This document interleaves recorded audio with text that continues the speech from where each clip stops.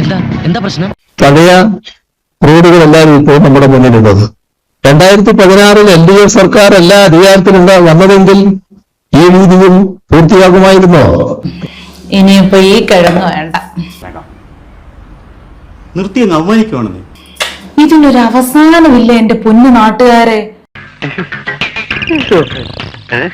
കുറെ നാള് വണ്ടിയിൽ ഇല്ലാത്ത പൈസ കടമെടുത്ത് കറങ്ങി നടന്നായിരുന്നു ജനങ്ങളെ ബുദ്ധിമുട്ടിക്കല്. ഇതാ 100 കണക്കിന് കോടി രൂപ ഇറക്കിയുള്ള തള്ള. ഇത് വാർഷികാഘോഷമല്ല, ദൂർഷികാഘോഷം. ചുമ്മാ പറഞ്ഞായിരിക്കുമല്ലേ? ഭരണത്തിന്റെ വാർഷികമല്ല, ധൂർത്തിന്റെ വാർഷികം. ആ ധൂർത്തിന്റെ വാർഷികം ആഘോഷിക്കാനും ധൂർത്ത്. ഞാനെന്തോ ആലോചിച്ച് കുറച്ച് കഴിഞ്ഞപ്പോ എന്തോ ഇരിക്കുന്നു. അതങ്ങനെ അത്രയും സമയമൊക്കെ വേണ്ടതുള്ളൂ. അങ്ങനെയാണ് സാധാരണയായി ജർമ്മനിയിലും പരിസര പ്രദേശങ്ങളിലും കണ്ടുവരുന്നൊരു ബുദ്ധി. ഇത് പിടി, എന്നിട്ട് ഒറ്റ കുത്തിന് ഞങ്ങൾ എങ്ങ് കൊല്ല്. ഇങ്ങനെ ഇഞ്ചിഞ്ചായിട്ട് കൊല്ലാതെ. എനിക്ക് ഭ്രാന്ത് പിടിക്കുന്നു.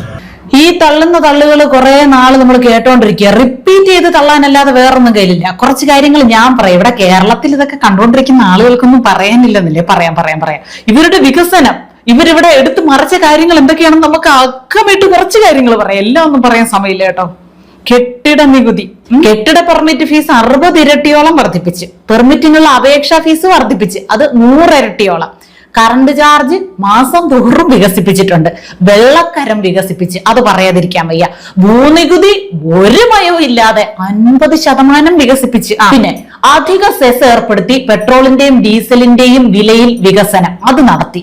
പിന്നെ കേരളത്തിന്റെ ലഹരി വ്യാപനം അത് വികസിപ്പിച്ചില്ലേ? അത് ഏറ്റവും വലിയ നേട്ടമായിട്ട് എടുത്തു പറയണേ. അങ്ങനെ മറന്നു പോയാലോ എന്ന് വിചാരിച്ചത്.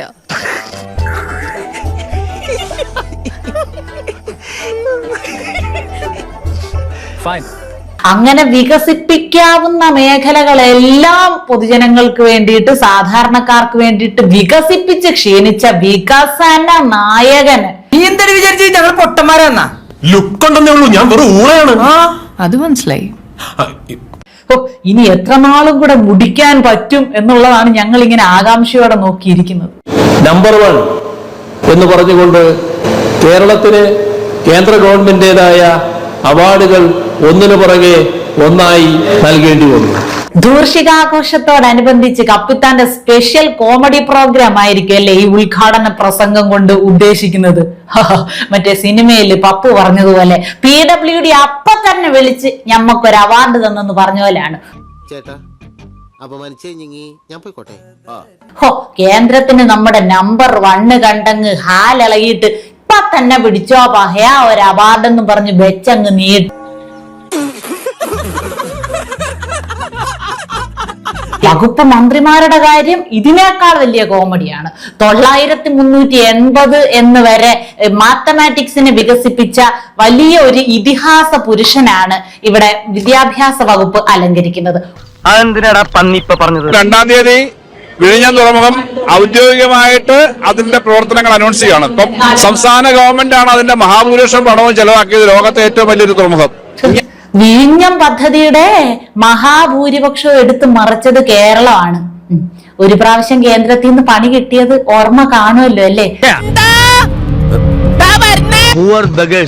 മലയാളീസിനെ വില കളയാൻ. എന്റെ പൊന്നു മനുഷ്യരെ, ഇത് മുഴുവൻ കണ്ടു തീർക്കാനുള്ള ക്ഷമ, സഹനശക്തി ഒന്നും എനിക്കില്ല. ഇനിയിപ്പോ എല്ലാ കിഴങ്ങും കൂടെ സഹിക്കണമല്ലോ. പറഞ്ഞു വന്ന പാപത്തിന്റെ ഫ്ലോ അങ്ങോട്ട് പോയി. കുഴപ്പമില്ല, നെക്സ്റ്റ് ടൈം വരുമ്പോ പെൻ ഡ്രൈവ് ആയി കൊടുക്കാല്ലേ? മതി, ഇത്രയും മതി. സക്സസ്.